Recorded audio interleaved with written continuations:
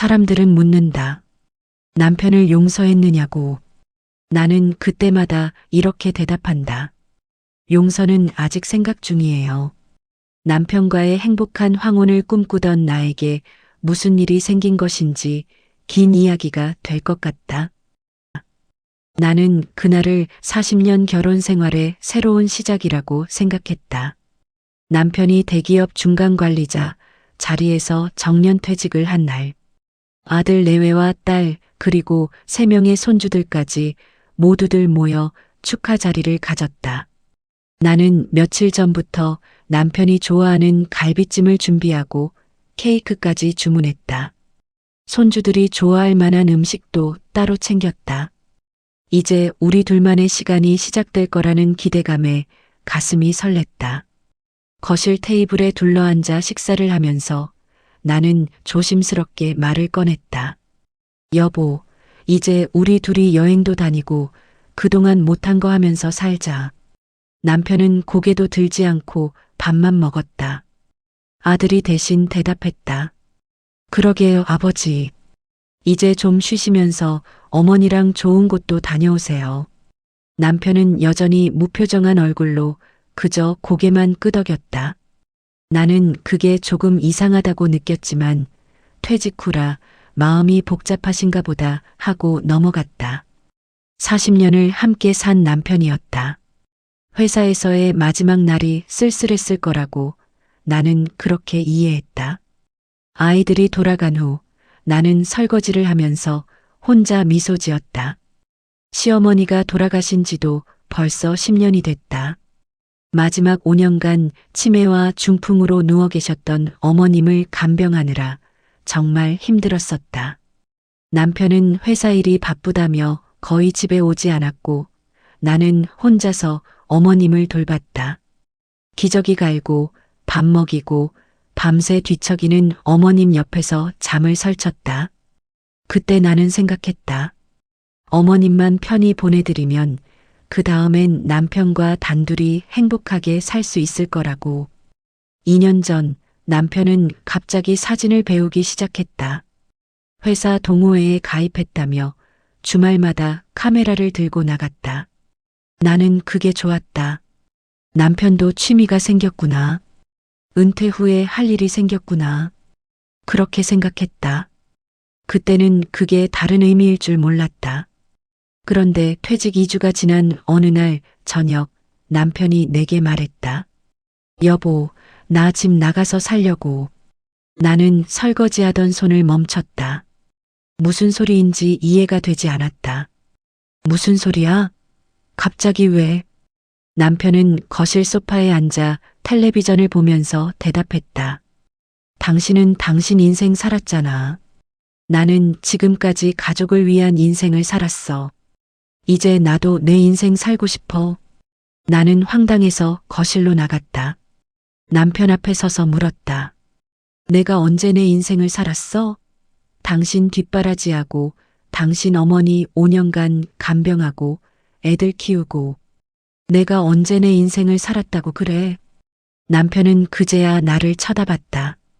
그 눈빛이 낯설었다. 차갑고 무심했다. 그건 당신이 자처한 거잖아. 누가 시켰어?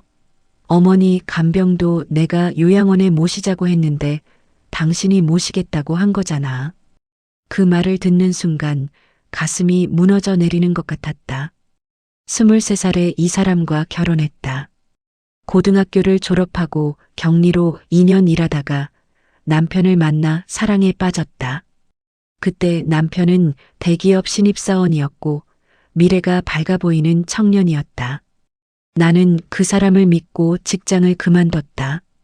결혼하면 여자는 집안일에 전념해야 한다고 남편도 그렇게 말했고 나도 그게 당연하다고 생각했다. 아이들을 낳고 키우면서 나는 단 한 번도 내 꿈에 대해 생각해 본 적이 없었다. 격리 일을 할 때 나는 숫자를 다루는 게 좋았고 언젠가는 회계사가 되고 싶다는 작은 꿈이 있었다. 하지만 결혼 후 그 꿈은 서랍 깊숙이 넣어두었다. 남편이 승진할 때마다 아이들이 좋은 대학에 갈 때마다 나는 내가 잘 선택했다고 스스로를 다독였다. 그런데 시어머님이 치매에 걸리셨을 때 나는 정말 힘들었다. 낮에는 어머님 옆에서 간병하고 밤에는 한숨도 못 자고 기저귀를 갈아드렸다. 주말이면 남편이 도와줄 줄 알았는데 그는 피곤하다며 방문을 닫고 잠만 잤다. 한 번은 내가 너무 지쳐서 부탁했다. 여보, 오늘 하루만 내가 좀 쉬면 안 될까? 당신이 어머니 옆에 좀 있어줘. 남편은 짜증스러운 얼굴로 대답했다. 내가 일주일 내내 회사에서 일하는데 집에서까지 일해야 돼? 당신은 집에만 있잖아. 그날 나는 아무 말도 하지 못했다. 그리고 혼자서 5년을 버텼다. 어머님이 돌아가신 날 나는 장례식장에서 울지 못했다. 너무 지쳐서 눈물도 나오지 않았다. 그저 이제 끝났구나 하는 안도감만 들었다. 그리고 지금 남편이 내게 말하고 있었다. 자기도 자기 인생을 살겠다고. 내가 내 인생을 살았다고. 나 원룸 계약했어. 다음 주에 이사 갈 거야. 남편은 담담하게 말했다. 마치 날씨 이야기를 하듯이. 2년 전부터 해온 사진 활동에 본격적으로 집중하고 싶어?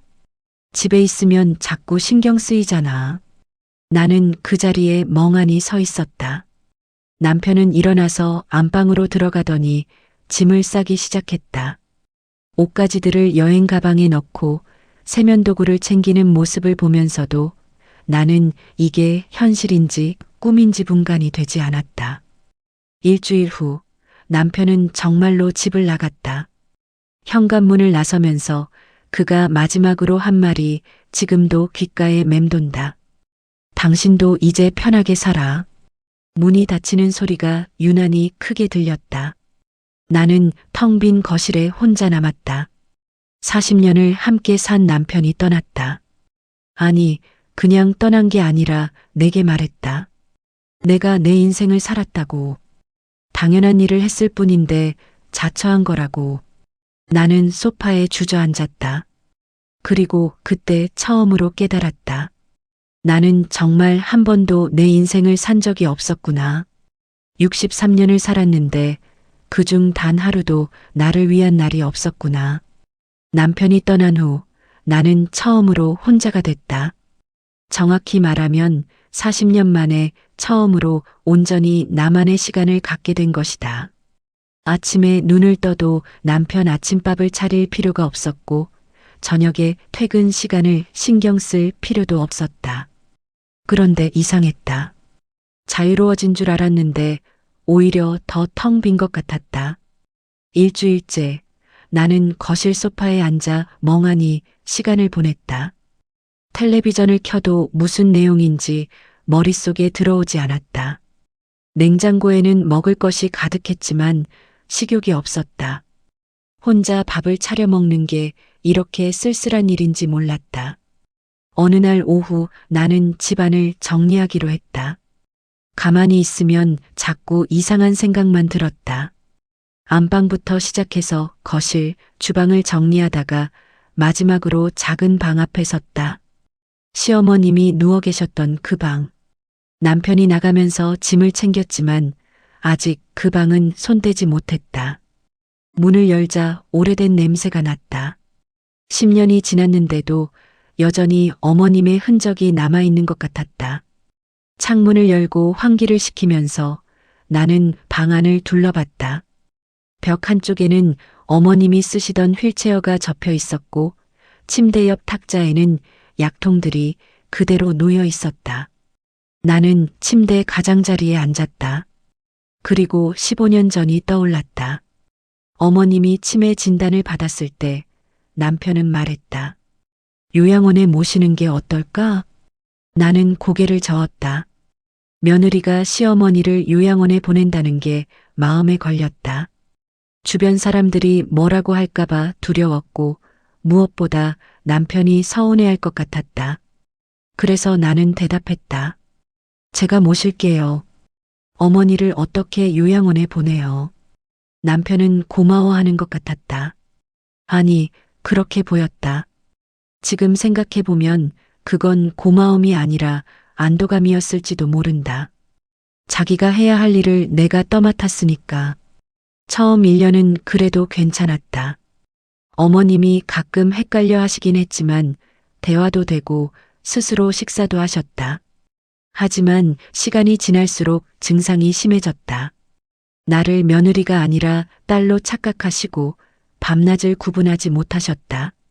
새벽 3시에 일어나서 외출하려고 하시거나 한밤중에 밥을 달라며 소리치셨다. 나는 밤에 제대로 잠을 잘 수가 없었다. 어머님이 언제 일어나실지 넘어지실지 몰라서 늘 긴장 상태였다.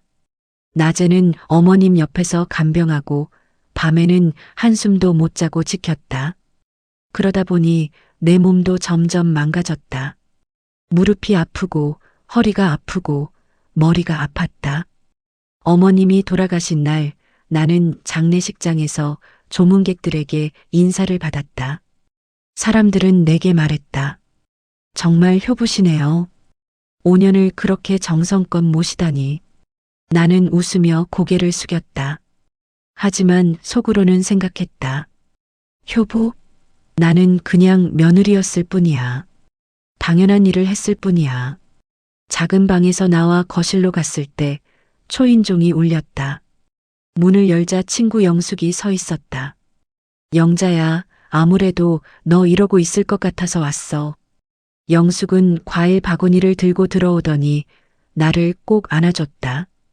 그 순간 참았던 눈물이 쏟아졌다. 나는 영숙의 품에서 한참을 울었다. 영숙아, 나 어떡하지? 이렇게 혼자 남았는데. 영숙은 내 등을 토닥이며 말했다. 울어. 실컷 울어. 그동안 참았던 거 다 울어. 한참을 울고 나서 우리는 거실 소파에 앉아 차를 마셨다. 영숙이 조심스럽게 말을 꺼냈다. 영자야, 이러고만 있으면 안 돼. 너도 뭔가 해야 해. 뭘 하는데? 나랑 복지관 가자. 거기 프로그램도 많고 사람들도 만나고. 집에만 있으면 자꾸 우울해져. 나는 고개를 저었다. 복지관이라니. 나는 아직 그럴 나이가 아닌 것 같았다. 하지만 영숙은 포기하지 않았다. 한 번만 가보자. 나 혼자 가기 심심한데 같이 가줘. 결국 나는 영숙을 따라 노인복지관에 갔다. 처음 들어섰을 때 나는 조금 놀랐다. 생각보다 밝은 분위기였고 사람들도 활기차 보였다. 서예 수업, 노래 교실, 요가 강좌 등 다양한 프로그램이 있었다. 복지관 직원이 내게 물었다. 어떤 프로그램에 관심 있으세요? 나는 잠시 생각하다가 대답했다. 혹시 회계나 격리 관련 배우는 프로그램 있나요? 저 옛날에 격리 일했었는데 다시 배워보고 싶어서요. 직원이 고개를 끄덕이며 말했다. 아, 지금 딱 컴퓨터 회계 기초 수업이 있어요. 요즘은 다 전산으로 하니까 배워두시면 좋으실 거예요. 그렇게 나는 복지관에서 컴퓨터 회계 수업을 듣기 시작했다. 처음엔 마우스 조작도 서툴렀지만 숫자를 다루는 일 자체는 낯설지 않았다. 40년 만에 다시 장부를 보고 수입과 지출을 계산하는 일이 묘하게 반가웠다. 손이 기억하고 있었다. 20살 때 했던 그 일을. 서너 달이 지나자 강사 선생님이 내게 물었다. 영자 선생님, 기초가 탄탄하시네요. 혹시 복지관 회계 담당자 선생님 일 도와주실 수 있으세요? 요즘 업무가 많아서 보조자원봉사자를 찾고 있거든요. 나는 조금 망설이다가 고개를 끄덕였다. 누군가에게 필요한 사람이 된다는 게 오랜만에 느끼는 감정이었다. 일주일에 3번 복지관에 나가면서 조금씩 변화가 생겼다. 아침에 일어나는 게 덜 힘들었고 사람들과 이야기하면서 웃을 수 있었다. 복지관 사람들은 나를 영자 선생님이라고 불렀다. 누군가가 나를 필요로 한다는 게, 내가 쓸모 있는 사람이라는 게 새삼 고마웠다. 그러던 어느 날 딸에게서 전화가 왔다. 엄마, 요즘 아버지랑 통화해요? 아니, 거의 안 해. 왜? 딸의 목소리가 조심스러워졌다. 아버지가 요즘 좀 이상해요. 전화하면 항상 바쁘다고 하시고, 통화도 짧게 끊으시고, 나는 별 생각 없이 대답했다. 사진 활동 열심히 하시나 보지, 뭐. 그런가. 엄마, 혹시 아버지 만나면 좀 이상한 거 없으세요? 요즘 거의 안 봐서 모르겠네. 전화를 끊고 나서 나는 문득 궁금해졌다. 남편은 지금 뭘 하고 있을까? 정말 사진만 찍고 있을까? 하지만 곧 고개를 저었다. 그건 이제 내가 신경 쓸 일이 아니었다. 나는 복지관 장부를 펴고 다시 숫자를 들여다봤다. 이상하게도 숫자를 보고 있으면 마음이 편안해졌다. 숫자는 거짓말을 하지 않았으니까. 숫자는 배신하지 않았으니까. 딸의 전화가 온 지 일주일쯤 지났을 때 딸이 또 전화를 했다. 이번엔 목소리가 심각했다.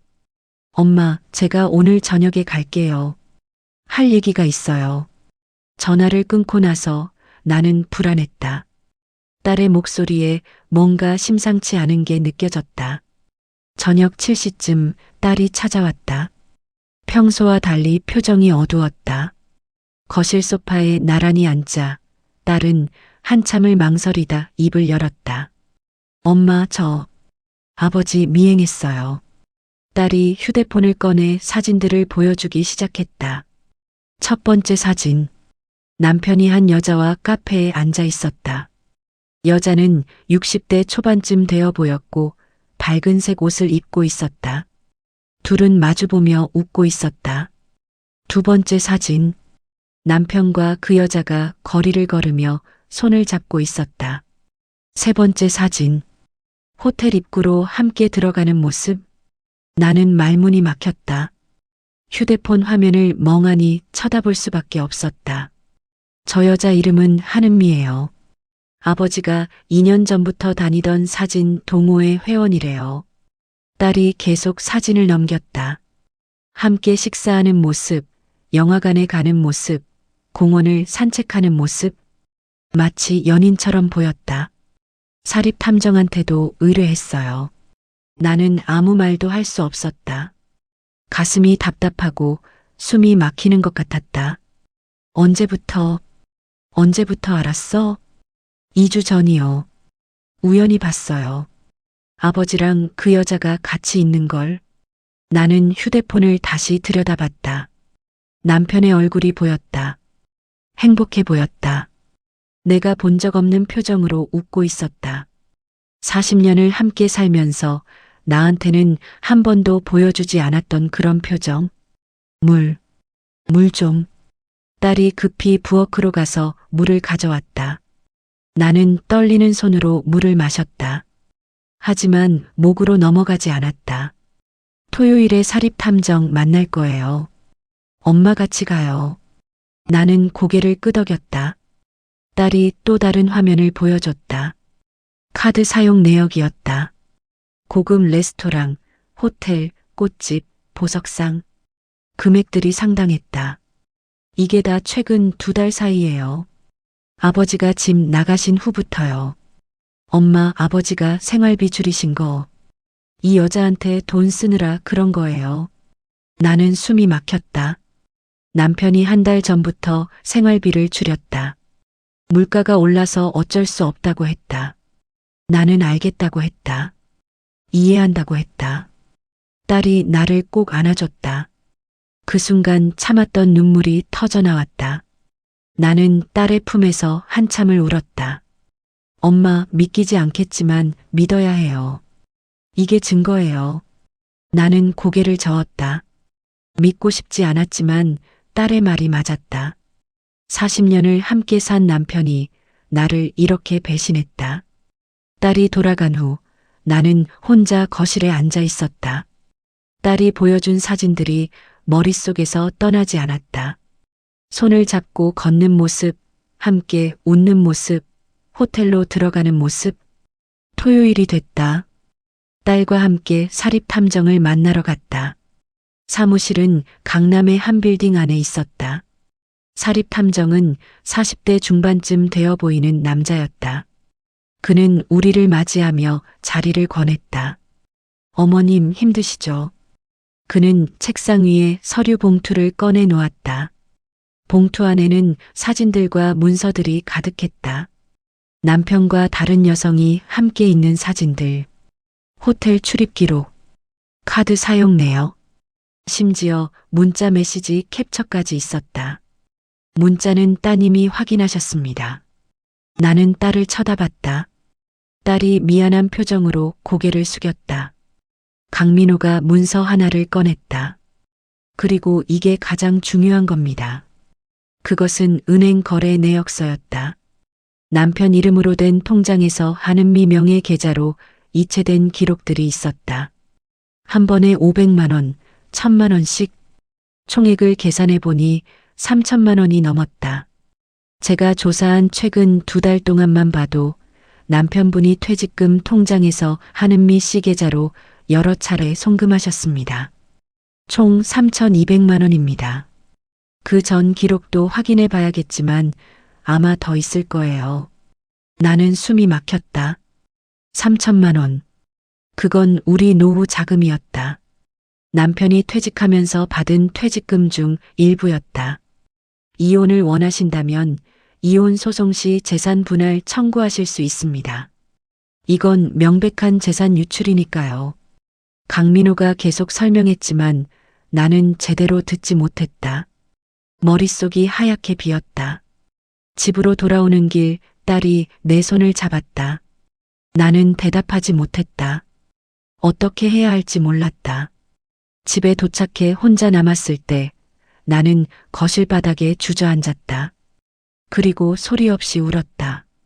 40년을 함께 산 남편, 두 아이의 아버지, 시어머니 5년 간병할 때도 따뜻한 말 한마디 없던 그 남편이 다른 여자한테는 3천만 원을 보내고 손을 잡고 호텔에 가고 있었다.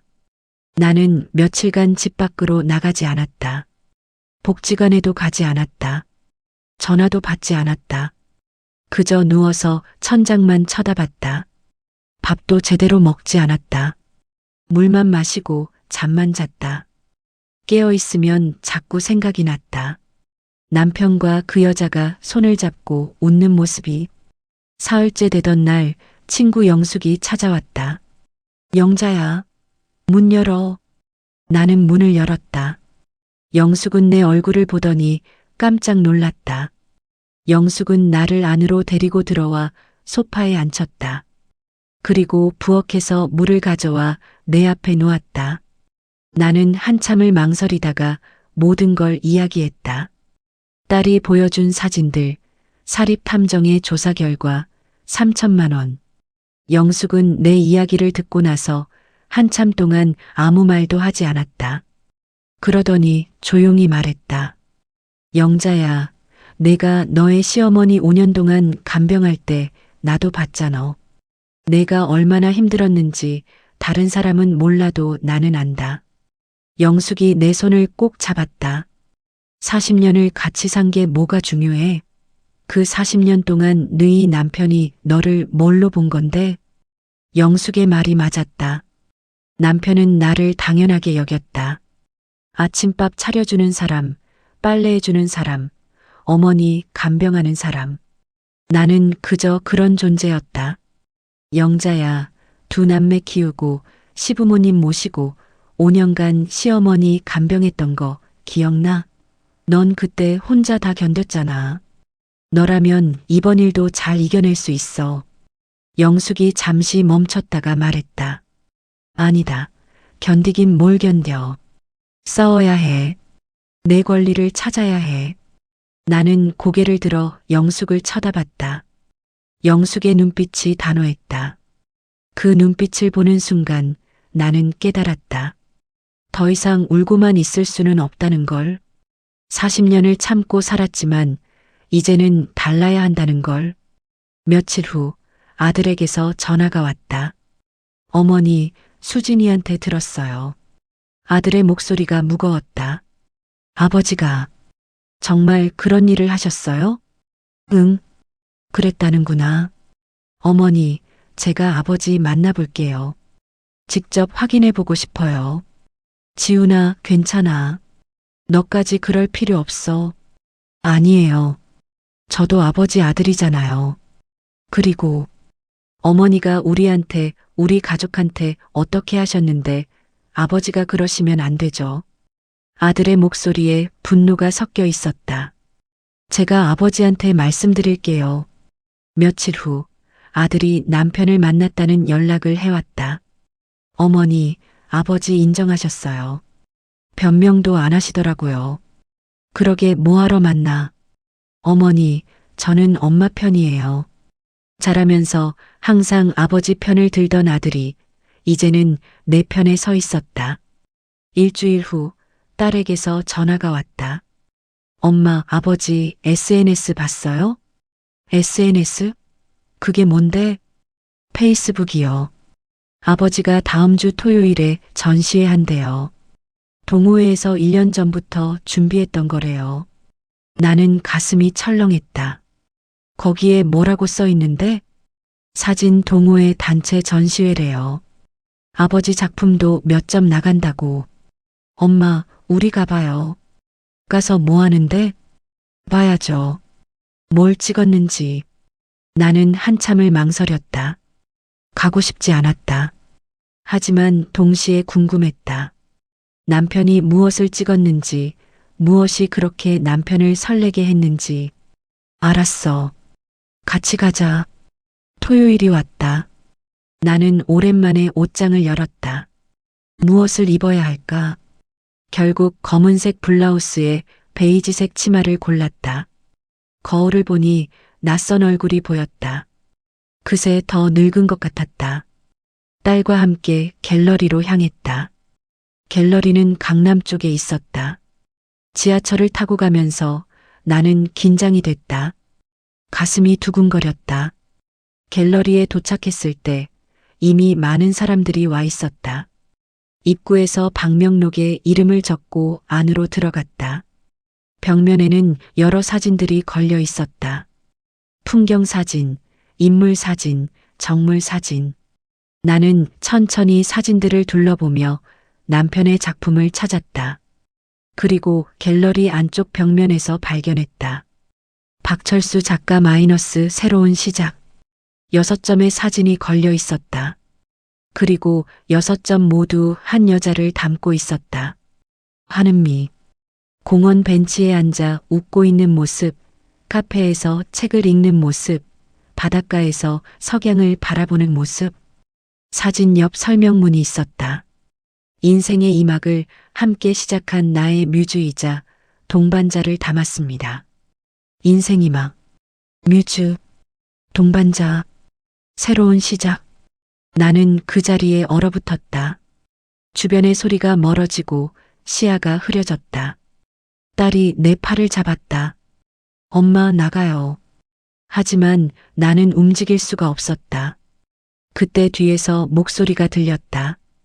은미 씨 정말 예쁘게 나왔죠. 나는 뒤를 돌아봤다. 남편과 한은미가 다른 사람들과 함께 이쪽으로 걸어오고 있었다. 남편이 나를 발견했다. 순간 남편의 얼굴이 굳어졌다. 한은미도 나를 쳐다보고 있었다. 어색한 미소를 지으며 나는 아무 말도 하지 않았다. 그저 남편을 쳐다봤다. 그리고 남편 옆에 선 여자를 봤다. 딸이 내 팔을 잡아당겼다. 엄마, 가요. 나는 돌아서서 갤러리를 나왔다.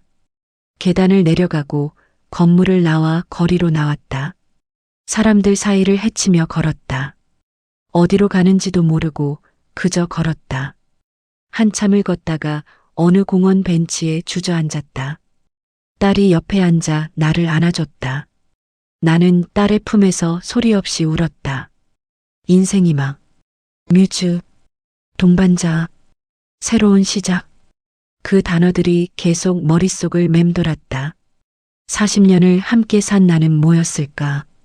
아이들 낳아 키우고 부모 봉양하고 시어머니를 간병한 나는 뭐였을까? 나는 남편에게 무엇이었을까? 해가 저물어 갔다. 딸이 조용히 말했다. 엄마, 이제 결정하셔야 해요. 나는 고개를 끄덕였다. 딸의 말이 맞았다. 더 이상 망설일 수 없었다. 전시회에서 돌아온 그날 밤, 나는 잠을 이룰 수 없었다. 눈을 감으면 사진 속 한은미의 모습이 보였다. 행복하게 웃고 있는 그 여자. 남편이 뮤즈라고 부른 그 여자. 새벽 3시, 나는 일어나 거실로 나왔다. 창밖은 아직 어두웠다.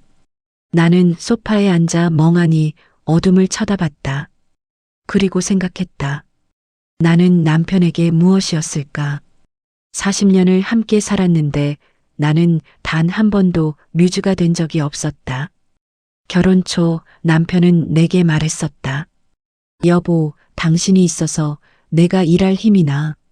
그때 나는 그 말을 믿었다. 남편을 위해 맛있는 밥을 해주고 깨끗한 집을 유지하고 아이들을 잘 키우면 남편이 행복할 거라고 생각했다.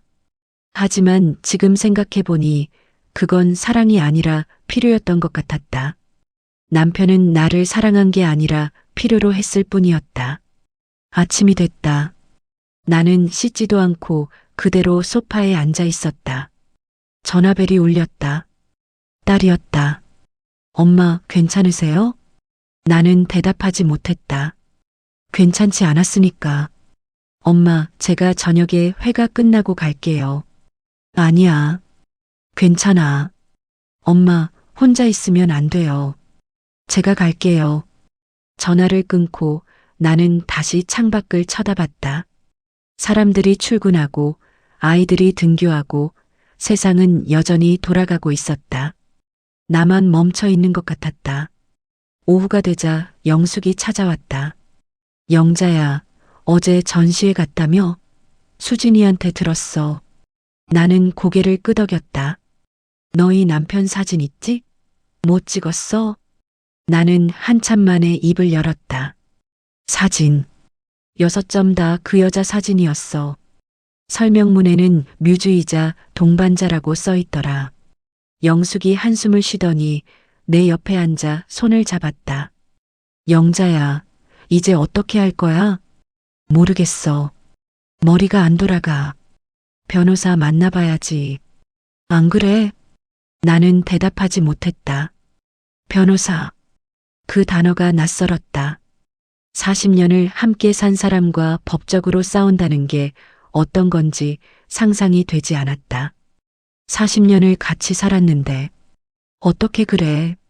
영숙이 내 어깨를 흔들었다. 영자야, 정신 차려.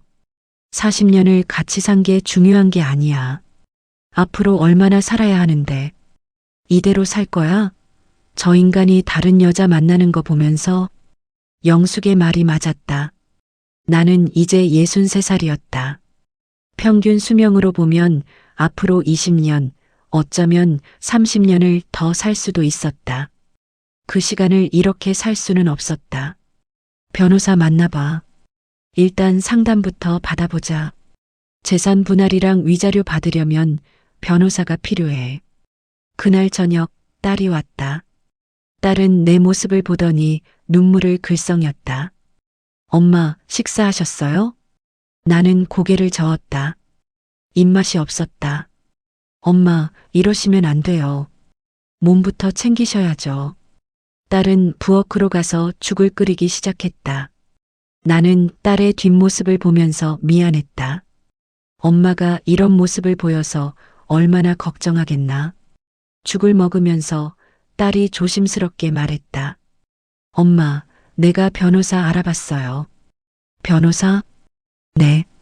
이혼 전문 변호사요. 제 친구가 소개해줬어요. 이번 주 목요일에 상담 예약했어요. 나는 숟가락을 내려놓았다. 수진아, 나 아직 결정 못했어. 엄마, 일단 상담만 받아보세요. 상담 받는다고 꼭 이혼하는 건 아니잖아요. 딸의 말이 맞았다. 일단 알아는 봐야 했다. 목요일이 되어 딸과 함께 법률사무소에 갔다. 사무실은 강남의 한 빌딩 고층에 있었다. 깔끔하고 현대적인 인테리어였다. 변호사는 40대 중반쯤 되어 보이는 여자였다. 그녀는 우리를 맞으며 따뜻하게 미소 지었다. 어서 오세요. 편하게 앉으세요. 나는 딸과 함께 소파에 앉았다. 김 변호사가 차를 내왔다. 일단 어떤 상황인지 말씀해 주시겠어요? 나는 한참을 망설이다가 입을 열었다. 남편이 집을 나간 것, 딸이 미행한 것, 사립탐정의 조사 결과, 3천만 원 이체, 전시회에서 본 것, 모든 걸 이야기했다. 김 변호사는 조용히 듣고 있다가 물었다. 증거는 다 확보하셨나요? 딸이 서류 봉투를 꺼냈다. 여기 사립탐정이 조사한 자료 다 있어요. 사진이랑 은행 거래 내역이랑. 김 변호사가 서류들을 검토했다. 한참 후 그녀가 고개를 들었다. 증거는 충분합니다. 이혼 소송하시면 승소 가능성이 높아요. 나는 가슴이 답답했다. 재산 분할은 어떻게 되나요? 결혼 기간이 40년이시고 전업주부셨죠? 그럼 재산의 50%는 기본이고 남편의 부정행위를 고려하면 60% 정도까지 청구 가능합니다. 김 변호사가 계속 설명했다. 위자료도 청구할 수 있어요. 남편의 부정행위가 명백하니까요. 금액은 사안에 따라 다르지만 보통 3천만 원에서 5천만 원 정도 예상됩니다. 나는 숫자를 들으면서도 실감이 나지 않았다. 그리고 어머님, 한 가지 중요한 게 있어요. 김 변호사가 진지한 표정으로 말했다. 시어머니 5년 간병하셨죠? 그것도 기여분으로 인정받을 수 있어요. 간병인 고용 비용으로 환산하면 상당한 금액이에요. 간병이 돈으로 계산이 되나요? 물론이죠. 어머님이 하신 일은 명백한 노동이에요. 만약 간병인을 고용했다면 월 300만 원 이상 들었을 거예요. 5년이면 1억 8천만 원이 넘죠. 나는 숨이 막혔다. 내가 5년간 한 일이 그렇게 큰 가치였다니. 그럼 저는 얼마나 받을 수 있나요? 김 변호사가 계산기를 두드렸다. 집과 예금, 퇴직금을 합치면 대략 15억에서 18억 정도 되시죠? 재산 분할로 기본 50%면 7억 5천에서 9억, 간병 기여분과 남편의 부정행위를 고려하면 9억에서 10억 정도 받으실 수 있어요. 여기에 위자료까지 합치면 좀 더 되겠네요. 딸이 내 손을 잡았다. 엄마, 그 돈이면 작은 아파트 사시고도 생활비로 충분해요. 상담을 마치고 나오면서 나는 복잡한 심정이었다. 돈 때문에 싸우는 건 아니었다.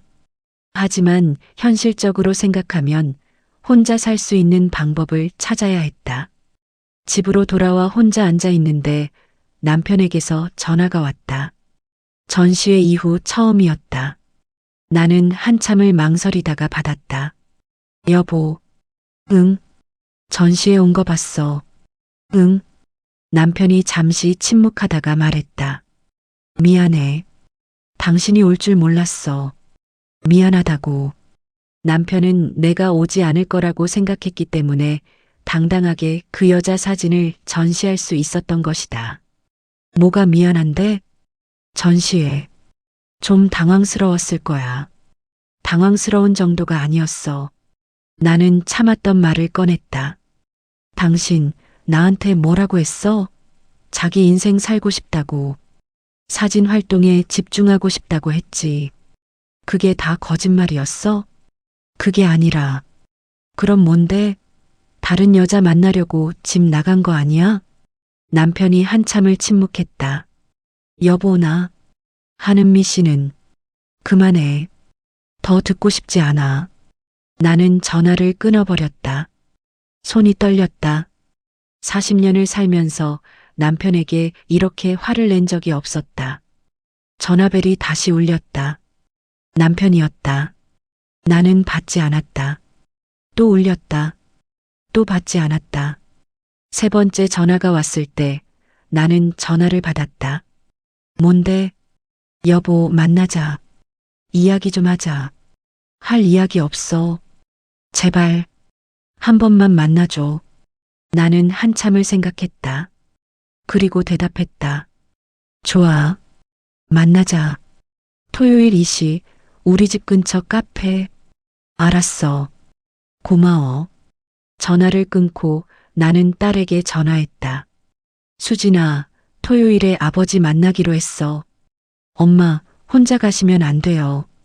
저하고 같이 가요. 아니야. 혼자 가야 할 것 같아. 마지막으로. 아빠 얼굴 보고 내가 결정할게.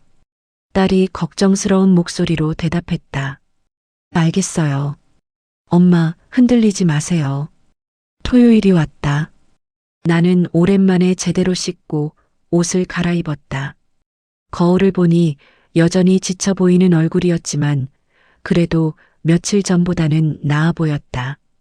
카페에 도착했을 때 남편은 이미 와 있었다. 창가 자리에 앉아 밖을 쳐다보고 있었다. 나는 남편 앞에 앉았다. 왔어? 남편이 나를 쳐다봤다. 남편의 눈에도 피로가 묻어 있었다. 여보, 나 말하기 전에 내가 먼저 물어볼게. 나는 남편을 똑바로 쳐다봤다. 그 여자랑 언제부터였어? 남편이 고개를 숙였다. 1년 전쯤. 1년 전부터라면 남편이 아직 회사 다니면서 집에 살 때부터였다. 매일 아침 출근한다며 집을 나서고 저녁에 돌아와 내가 차려준 밥을 먹으면서 그 여자를 만나고 있었던 것이다. 사랑해? 남편이 대답하지 못했다. 그 침묵이 답이었다. 나는? 뭐? 나는 사랑했어? 남편이 고개를 들었다. 사랑했어. 진심이야. 나는 남편을 쳐다봤다. 그럼 지금은? 남편이 한참을 침묵하다가 대답했다. 미안해. 나도 모르겠어. 은미 씨를 만나면서 혼란스러워. 나는 쓴웃음이 났다. 40년을 함께 살았는데 남편은 지금 혼란스럽다고 했다. 그래. 혼란스럽겠지. 밥 해주고 빨래해주고 당신 어머니 간병해주던 익숙함. 그게 아니라 남편의 목소리가 떨렸다. 여보, 나는 정말 고마웠어. 40년 동안. 근데 어느 순간부터 우리가 부부가 아니라 그냥 함께 사는 사람이 된 것 같았어. 은미 씨를 만나면서 오랜만에 설렜어. 누군가 나를 봐주는 느낌. 내 이야기를 들어주는 느낌. 나는 안 들어줬어? 들어줬지. 근데 그게 의무처럼 느껴졌어. 서로에게. 나는 남편의 말을 들으면서 인정할 수밖에 없었다. 우리는 언제부턴가 사랑이 아니라 익숙함으로 살고 있었다. 그래도 그렇지. 다른 여자를 만나? 고마운 건 난데 다른 여자한테 3천만 원을 보내? 남편의 얼굴이 굳어졌다. 그걸 어떻게 알만한 사람은 다 알아. 나만 바보처럼 몰랐지. 나는 가방에서 서류 봉투를 꺼내 테이블 위에 놓았다. 여기다 있어. 당신이 그 여자 만나는 사진, 호텔 가는 사진, 돈 보낸 거래네요. 다. 남편이 서류를 쳐다봤다. 손이 떨리고 있었다. 여보, 나 설명할게. 설명 필요 없어. 나 변호사 만났어. 남편이 고개를 번쩍 들었다. 여보, 재산 분할 청구할 거고 위자료도 받을 거야. 그리고 내가 당신 어머니 5년 간병한 거, 그것도 돈으로 환산해서 받을 거야. 남편의 얼굴이 창백해졌다. 여보, 진정해. 우리 이야기 좀 하자. 더 할 이야기 없어. 나는 일어섰다. 다음 주에 변호사 통해서 연락할게. 여보, 제발. 나는 돌아서서 카페를 나왔다. 뒤에서 남편이 부르는 소리가 들렸지만 돌아보지 않았다. 밖으로 나오니 햇살이 따스했다. 나는 하늘을 쳐다봤다. 구름 한 점 없이 맑은 하늘이었다. 휴대폰을 꺼내 딸에게 전화했다. 수진아, 나 결정했어. 엄마, 변호사 통해서 너희 아빠한테 조건 제시할 거야. 그리고 나도 내 인생 살아볼 거야. 나는 그 이후 변호사를 통해 남편에게 재산 분할 청구 내용을 전달했다. 일주일 후 남편의 변호사에게서 연락이 왔다. 협의를 원한다고 했다. 재산 분할 비율에 대해 이야기하고 싶다고 했다. 김 변호사가 내게 전화했다. 어머님, 남편 측에서 만나서 이야기하자고 하네요. 중재 자리를 만들까요? 네, 그러죠. 협상 자리가 잡히기 며칠 전 딸에게서 급한 전화가 왔다. 엄마, 큰일 났어요. 무슨 일인데? 아버지가 저한테 전화하셨어요. 울면서 나는 가슴이 철렁했다. 남편이 운다고? 뭐라고 하시던데? 하은미 씨가 다른 남자 만난대요. 나는 말문이 막혔다. 뭐? 사립탐정이 계속 하은미 씨 주변 조사하고 있었잖아요. 그런데 며칠 전부터 하은미 씨가 다른 남자랑 자주 만난대요. 60대 후반, 아버지보다 더 부유해 보이는 남자래요. 딸이 계속 설명했다. 아버지가 하은미 씨한테 전화해도 안 받고 문자도 답장이 없대요. 그래서 어제 하은미 씨 집 앞에서 기다렸대요. 그래서 하은미 씨가 그 남자랑 같이 나오는 걸 봤대요. 고급 외제차 타고 가더래요. 나는 숨을 들이마셨다. 하은미가 남편을 버린 것이다. 아버지가 완전히 무너지셨어요. 자기가 바보였다고, 40년을 다 버렸다고. 며칠 후 우리는 법률사무소 회의실에 모였다. 큰 테이블을 사이에 두고 한쪽에는 나와 김 변호사, 딸, 그리고 아들이 앉았다. 반대편에는 남편과 남편의 변호사가 앉았다. 아들은 아버지를 쳐다보지도 않았다. 팔짱을 낀 채 딱딱한 표정으로 앉아 있었다. 남편은 초췌해 보였다. 일주일 사이 10년은 늙어 보였다. 눈 밑에 다크서클이 짙었고 수염도 제대로 깎지 않았다. 김 변호사가 입을 열었다. 그럼 시작하겠습니다. 먼저 재산 목록부터 확인하시죠. 남편의 변호사가 서류를 꺼냈다. 집, 예금, 퇴직금, 주식 모두 합쳐서 17억 정도였다. 재산 분할은 50대 50으로 제한합니다. 김 변호사가 고개를 저었다. 40년 결혼 생활 동안 의뢰인은 전업주부로 가정을 돌봤습니다.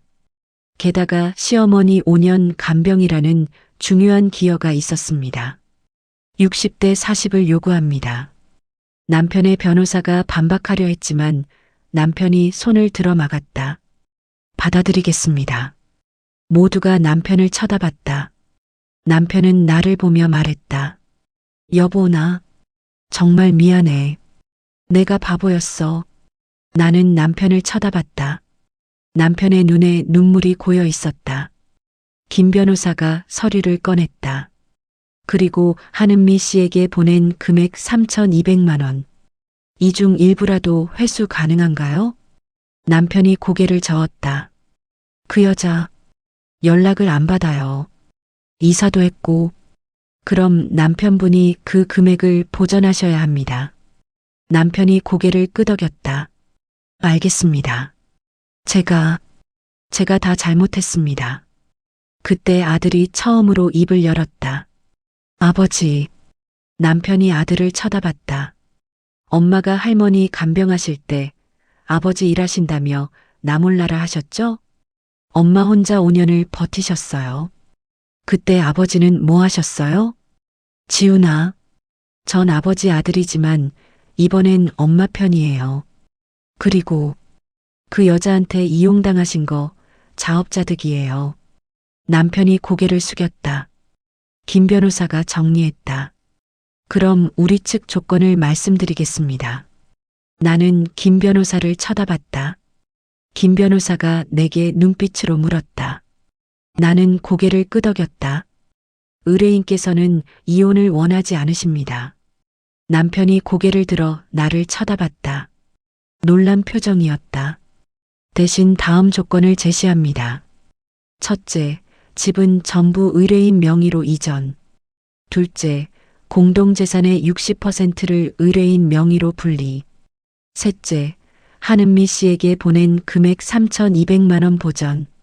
넷째, 위자료 5천만 원. 김 변호사가 잠시 멈췄다가 말했다.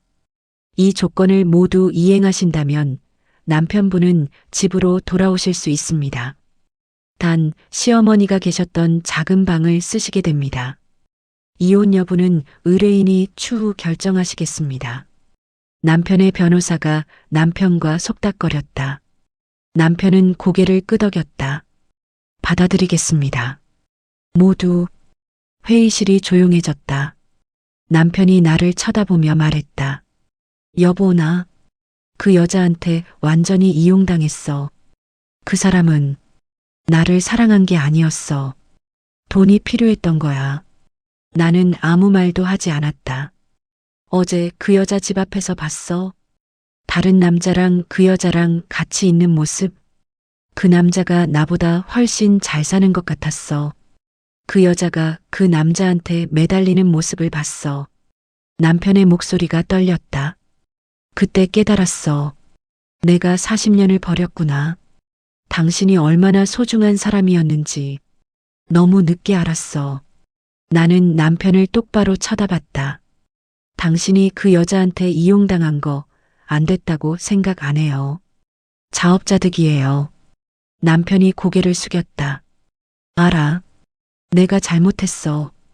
평생 속죄할게. 김 변호사가 서류를 정리하며 말했다. 그럼 이 조건대로 합의서를 작성하겠습니다. 한 달 안에 모든 이행이 완료되어야 합니다. 회의가 끝나고 나는 딸, 아들과 함께 회의실을 나왔다. 남편은 의자에 그대로 앉아 있었다. 엘리베이터를 타고 내려가면서 아들이 말했다. 엄마, 잘하셨어요.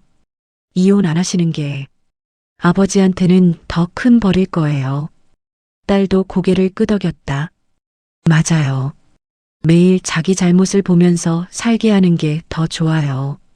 나는 아이들의 손을 잡았다. 고마워. 너희가 내 편이 돼줘서. 한 달 후 모든 조건이 이행됐다. 집은 내 명의가 됐고 재산도 분리했다. 위자료 5천만 원과 한은미에게 보낸 3,200만 원은 남편이 이후 매월 얼마씩 생활비 외에 별도로 주기로 했다. 그리고 남편이 집으로 돌아왔다. 현관문을 열고 들어오는 남편을 나는 거실에서 지켜봤다. 남편은 여행 가방 하나만 들고 있었다.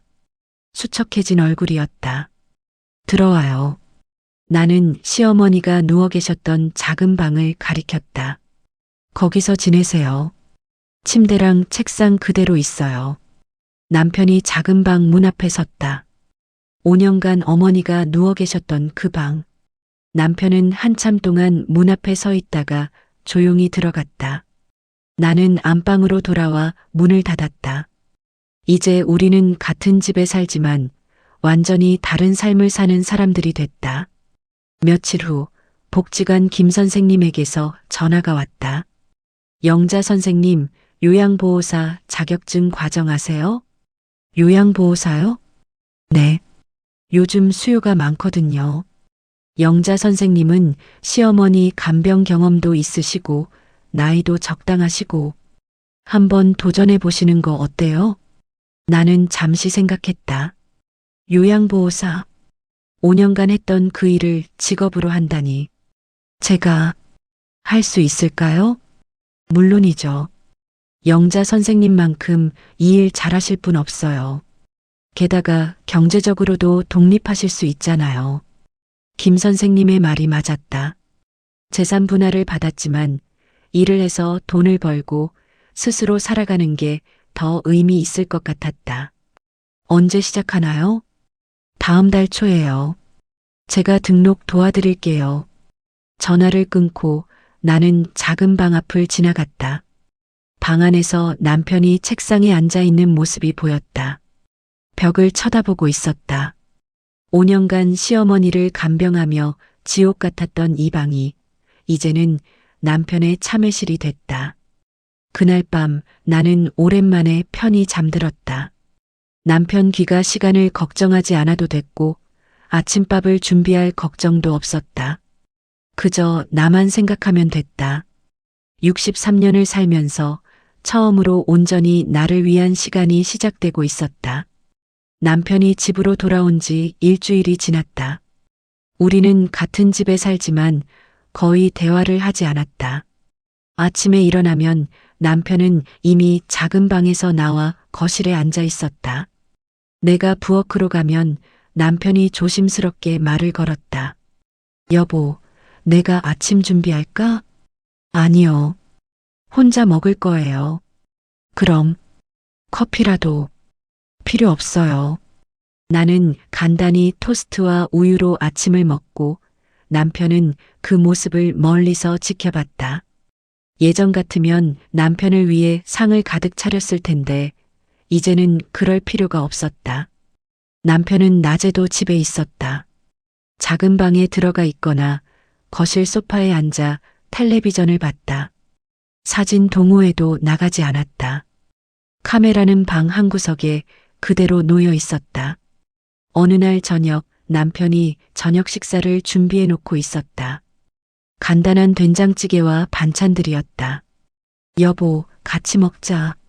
나는 고개를 저었다. 혼자 드세요.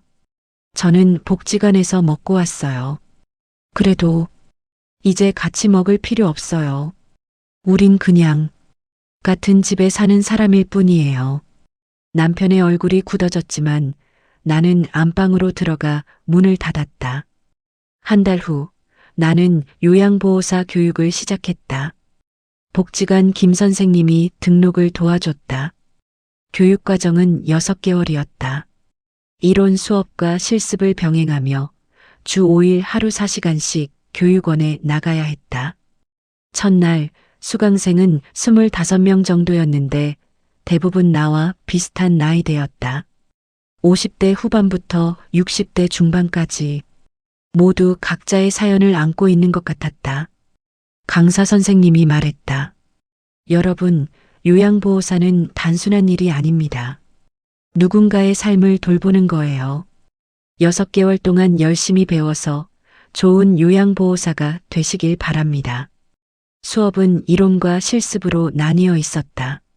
치매 환자 대처법, 기저귀 교환, 욕창 예방, 식사보조, 응급처치. 배울 게 많았다. 하지만 모든 게 낯설지 않았다. 5년간 시어머니를 간병하면서 다 해봤던 일들이었다. 한 달쯤 지났을 때 실습 시간에 강사가 내게 말했다. 영자 선생님, 자세가 정말 정확하세요. 혹시 간병 경험 있으세요? 네, 시어머니를 5년간 모셨어요. 아, 그래서 그렇게 능숙하시구나. 다른 분들 좀 도와주시겠어요? 나는 옆자리 수강생에게 기저귀 교환 방법을 알려줬다. 누군가를 가르친다는 게 새로운 경험이었다. 5년간 혼자 끙끙대며 배웠던 것들을 이제는 다른 사람에게 전해줄 수 있다는 게 뿌듯했다. 교육을 받는 동안 집에서는 변화가 없었다. 남편과 나는 여전히 각자의 시간을 보냈다. 남편은 가끔 말을 걸었지만 나는 필요한 말만 했다. 여보, 공부 힘들지? 괜찮아요. 뭐 도와줄 거 없어? 없어요. 그렇게 6개월이 흘렀다. 교육과정을 모두 마치고 나는 국가시험을 봤다. 필기시험과 실기시험. 떨렸지만 5년간의 경험과 6개월간의 공부가 도움이 됐다. 너무 감사하게도 합격 통지서를 받았다. 나는 눈물이 났다.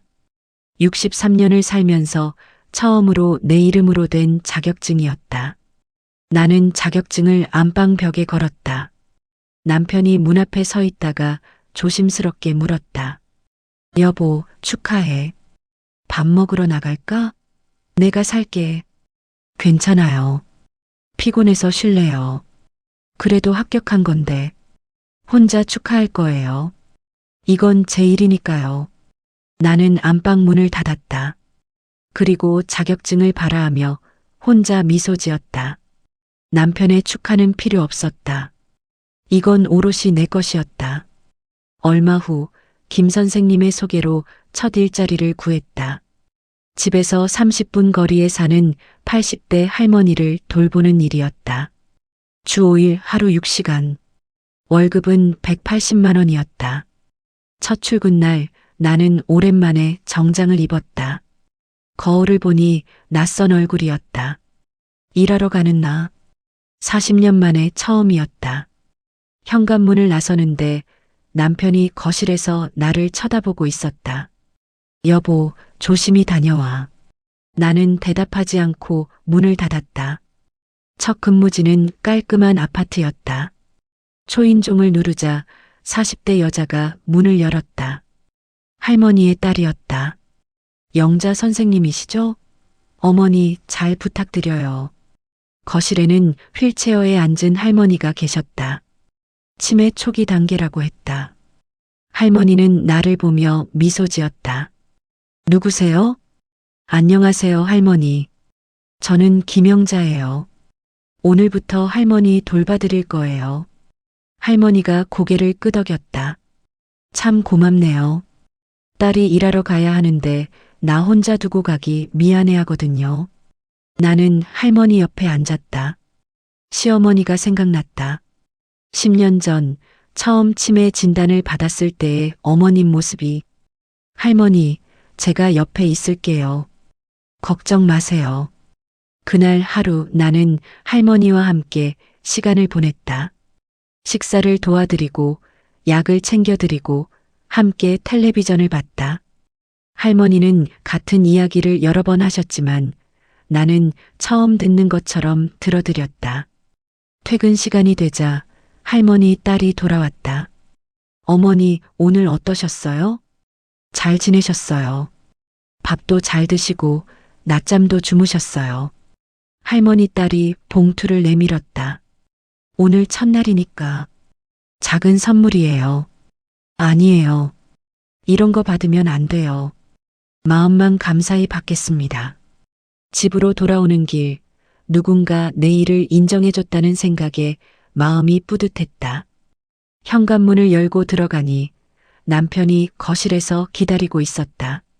테이블에는 저녁 식사가 차려져 있었다. 여보, 힘들었지? 밥 먹자. 나는 고개를 저었다. 혼자 드세요. 저는 간단히 먹을 거예요. 같이 먹으면 안 될까? 우리 같은 집에 사는데. 같은 집에 살지만 같이 먹을 필요는 없어요. 나는 부엌으로 가서 과일과 우유를 챙겨 안방으로 들어갔다. 한 달이 지났다. 나는 매일 출근했고 할머니는 나를 기다렸다. 어느 날 할머니가 내 손을 잡으며 말했다. 선생님, 고마워요. 선생님이 오시면 마음이 편해져요. 저야말로 고맙죠. 할머니 덕분에 제가 일할 수 있어요. 그날 저녁 할머니 딸이 봉투를 건넸다. 첫 월급이었다. 180만 원. 선생님, 정말 감사해요. 어머니가 선생님 오시는 날만 기다리세요.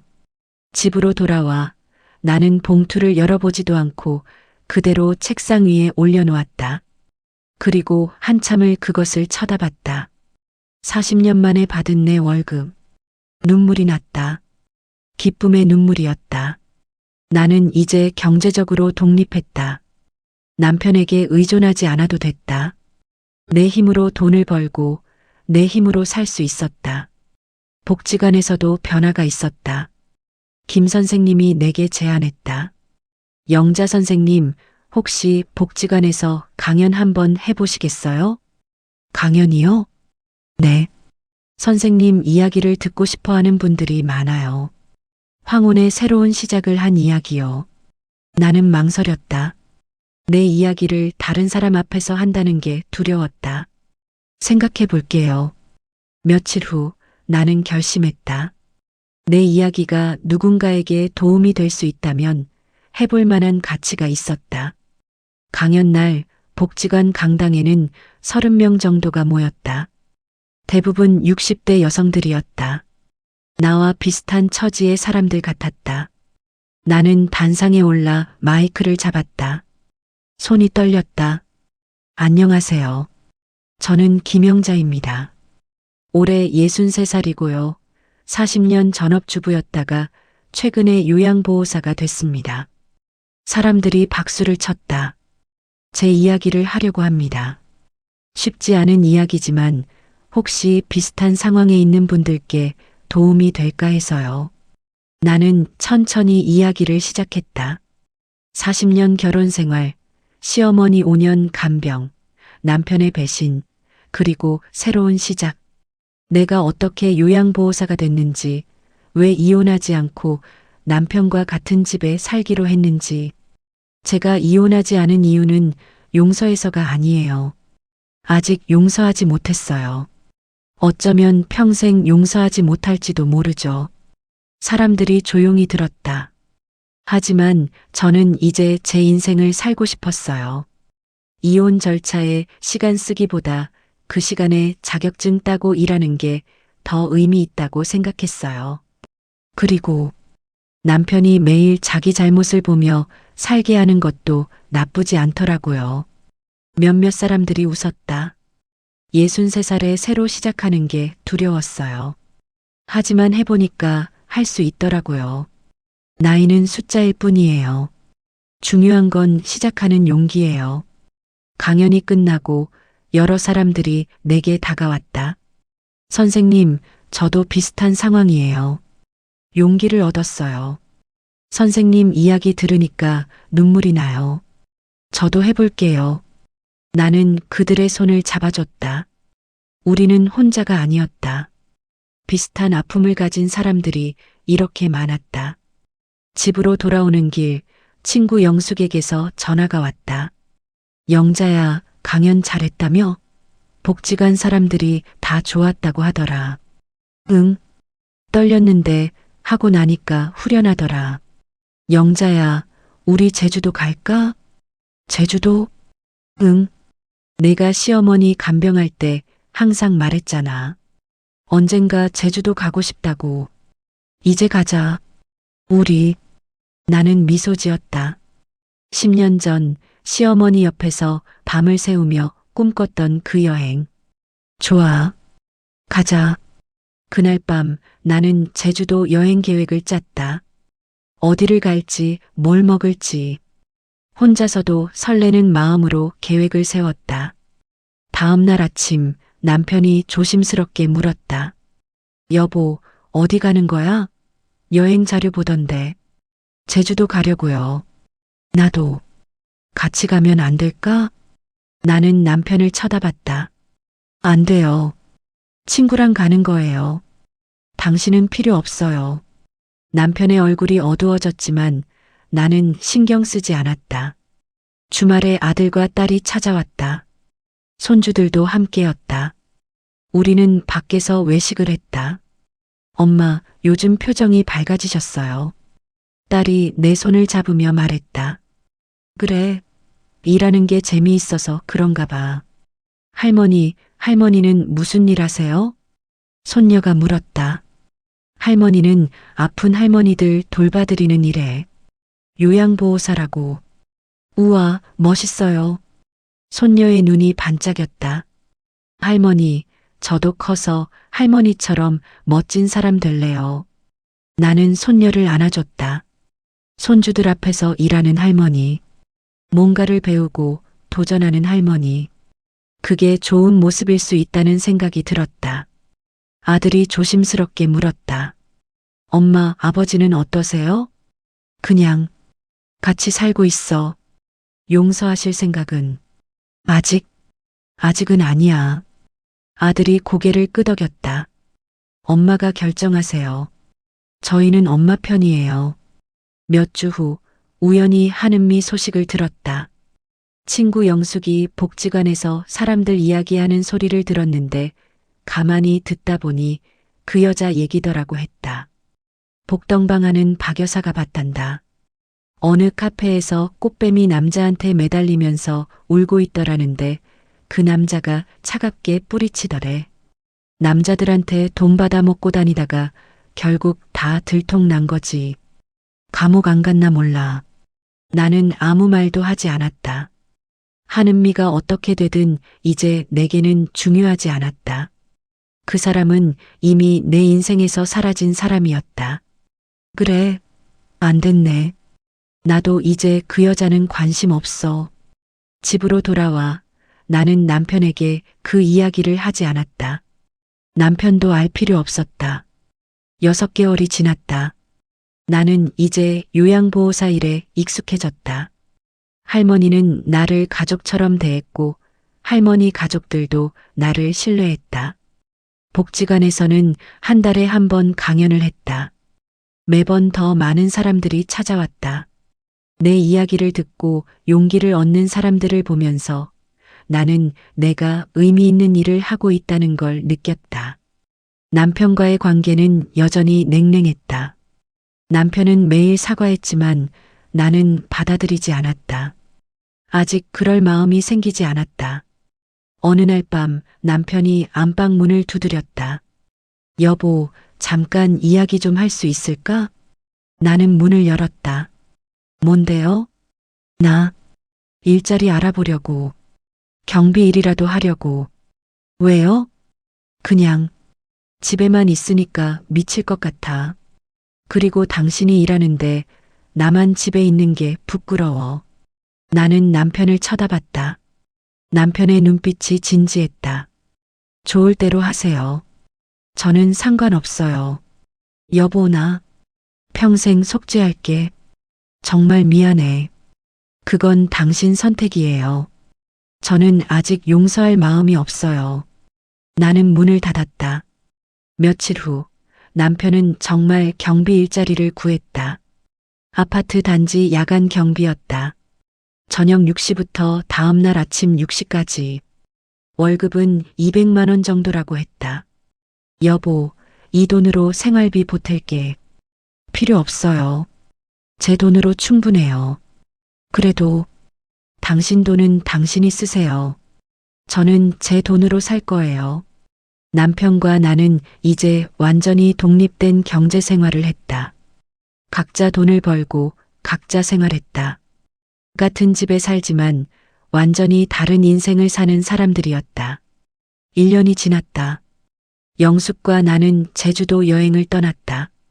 3박 4일 일정이었다. 비행기를 타는 것도 오랜만이었다. 창밖으로 보이는 구름이 아름다웠다. 영자야, 신난다. 영숙이 내 손을 잡았다. 응, 나도. 제주도에서 우리는 맛있는 음식도 먹고 바다도 보고 오름도 올랐다. 63살의 몸이 힘들긴 했지만 행복했다. 바닷가에 앉아 석양을 보면서 영숙이 물었다. 영자야, 행복해? 나는 고개를 끄덕였다. 응, 행복해. 남편은? 아직 용서는 못했어. 어쩌면 평생 못할지도 몰라. 그래도 괜찮아? 응. 용서하고 안 하고는 이제 중요하지 않아. 나는 내 인생을 살고 있으니까. 영숙이 미소 지었다. 넌 정말 강해졌어. 아니야. 그냥 나로 살게 된 거지. 우리는 석양을 보며 조용히 앉아 있었다. 파도 소리가 평화로웠다. 서울로 돌아와 나는 다시 일상으로 돌아왔다. 할머니를 돌보고 복지관에서 강연하고 친구들과 만나고 어느 날 저녁 집으로 돌아오니 남편이 현관에서 기다리고 있었다. 야간 경비라 보통은 저녁에 출근하는데 오늘은 쉬는 날인가 보다. 여보, 제주도 어땠어? 좋았어요. 사진 좀 보여줄래? 나는 고개를 저었다. 당신이 볼 필요 없어요. 제 여행이니까요. 남편의 얼굴이 어두워졌다. 여보, 나 언제쯤 용서받을 수 있을까? 나는 남편을 똑바로 쳐다봤다. 모르겠어요. 어쩌면 평생 못 받을 수도 있어요. 그럼 나는 당신은 당신 인생 사세요. 저는 제 인생 살 거예요. 같은 집에 살지만 우린 이미 다른 사람이에요. 나는 안방으로 들어가 문을 닫았다. 벽에 걸린 요양보호사 자격증을 쳐다봤다. 그 옆에는 제주도에서 찍은 사진이 붙어 있었다. 바다를 배경으로 활짝 웃고 있는 나. 63년을 살면서 나는 처음으로 나를 찾았다. 김영자. 누구의 아내도 누구의 며느리도 아닌 그냥 나. 창밖을 보니 별이 보였다. 내일도 할머니가 나를 기다릴 것이다. 복지관 사람들도 나를 기다릴 것이다. 영숙이 또 어디 가자고 전화할 것이다. 나는 미소 지으며 침대에 누웠다. 내일이 기다려졌다. 40년 만에 처음으로 내일이 기대되는 삶을 살고 있었다. 작은 방에서는 불빛이 새어나오고 있었다. 남편은 아마 벽을 쳐다보고 앉아 있을 것이다. 5년간 시어머니가 누워 계셨던 그 방에서 자기 잘못을 생각하며. 하지만 그건 이제 내 문제가 아니었다. 남편의 속죄도 남편의 후회도 더 이상 내 삶을 좌우하지 않았다. 나는 나로 살고 있었다. 그것으로 충분했다. 2년 후 나는 여전히 요양보호사로 일하고 있다. 처음 돌봤던 할머니는 요양원에 가셨고 지금은 다른 어르신을 돌보고 있다. 복지관 강연도 계속하고 있다. 요즘은 다른 복지관에서도 요청이 와서 한 달에 서너 번 강연을 한다. 남편은 여전히 경비 일을 하며 작은 방에서 산다. 하지만 조금씩 변화가 생겼다. 몇 달 전 감기에 걸렸을 때였다. 열이 나고 기침이 심해서 하루 쉬었다. 저녁 때 문을 두드리는 소리가 났다. 여보, 죽 끓였어. 먹을래? 나는 대답하지 않았다. 하지만 남편은 문 앞에 쟁반을 놓고 갔다. 문을 열고 보니 따뜻한 죽과 꿀물이 있었다. 나는 그걸 먹으면서 생각했다. 2년 전 같았으면 거들떠보지도 않았을 텐데. 지난주 복지관 강연이 끝나고 집에 왔을 때였다. 거실에서 남편이 텔레비전을 보고 있었다. 평소 같으면 그냥 안방으로 들어갔을 텐데 그날은 왠지 거실에 앉고 싶었다. 나는 소파 반대편에 앉았다. 남편이 놀란 표정으로 나를 쳐다봤다. 여보. 남편이 조심스럽게 말을 꺼냈다. 나 당신한테 용서받을 자격 없는 거 알아. 근데 그냥 고맙다는 말하고 싶어. 이렇게라도 같은 집에서 살게 해줘서. 나는 남편을 쳐다봤다. 2년 전보다 훨씬 늙어 보였다. 당신도 늙었네요. 나이가 이제 내일 모레면 70이야. 나도 이제 65예요. 그날 이후로 가끔 거실에서 함께 텔레비전을 봤다. 대화는 많지 않았지만 같은 공간에 있는 게 견딜만 했다. 아들과 딸이 그 모습을 보고 조심스럽게 물었다. 엄마, 아버지 용서하신 거예요? 나는 고개를 저었다. 용서랑은 달라. 그냥 40년을 같이 산 사람이잖아. 미운 정, 고운 정 다 있는 거지. 엄마가 행복하시면 돼요. 나는 행복해. 일도 하고 강연도 하고 여행도 다니고 그리고 이렇게 늙어가는 것도 나쁘지 않더라. 혼자는 아니니까. 어제 복지관에서 한 여자가 내게 물었다. 선생님, 남편분 용서하셨어요? 용서. 그건 잘 모르겠어요. 근데 이제는 미워하지도 않아요. 그냥 같이 늙어가는 사람. 40년을 같이 살았는데 완전히 남이 되기는 어렵더라고요. 집으로 돌아오니 남편이 저녁을 준비하고 있었다. 여보, 오늘 생선구이 해봤어. 같이 먹을래? 나는 잠시 망설이다가 고개를 끄덕였다. 네. 우리는 식탁에 마주 앉았다. 2년 만에 처음으로 함께하는 저녁이었다. 맛있어요. 다행이다. 다음 달에 영숙이랑 유럽 여행 가요. 조심히 다녀와. 건강 챙기고. 네. 식사 후 남편이 설거지를 하는 동안 나는 거실 소파에 앉았다. 남편이 설거지를 끝내고 나왔다. 여보, 나도 언젠가 같이 여행 갈 수 있을까? 나는 남편을 쳐다봤다. 모르겠어요. 언젠가는. 그럴 수도 있겠죠. 남편이 놀란 표정을 지었다. 정말? 약속은 못해요. 근데 당신도 많이 변했으니까 언젠가는. 남편의 눈에 눈물이 맺혔다. 고마워. 정말 고마워. 나는 안방으로 들어가 침대에 누웠다. 남편을 용서한 건 아니었다. 여전히 가슴 한구석에는 상처가 남아 있었다. 하지만 이제는 그 상처에만 매달리고 싶지 않았다. 나는 내 인생을 살고 있었고 남편은 남편대로 속죄하며 살고 있었다. 40년을 함께 산 세월이 쉽게 지워지는 건 아니었다. 미운 정도 정이고 함께 늙어가는 것도 의미가 있었다. 완전한 용서는 아니지만 함께 살아가는 것.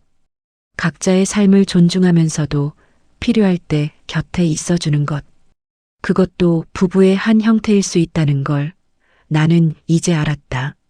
나는 미소 지으며 눈을 감았다. 내 이야기를 끝까지 들어주셔서 감사합니다. 김영자 씨의 이야기는 한 사람의 특별한 이야기가 아닙니다.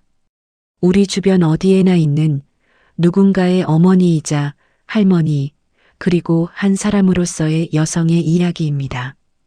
63년을 살면서 단 하루도 자신을 위해 살지 못했던 분들, 40년을 헌신했지만 당연하게 여겨졌던 분들, 늦었다고 생각하며 포기했던 분들, 이 이야기가 그런 분들께 작은 용기가 되기를 바랍니다. 시작하기에 늦은 나이는 없습니다. 당신의 인생은 당신의 것입니다. 당신도 당신만의 뮤즈가 될 수 있습니다.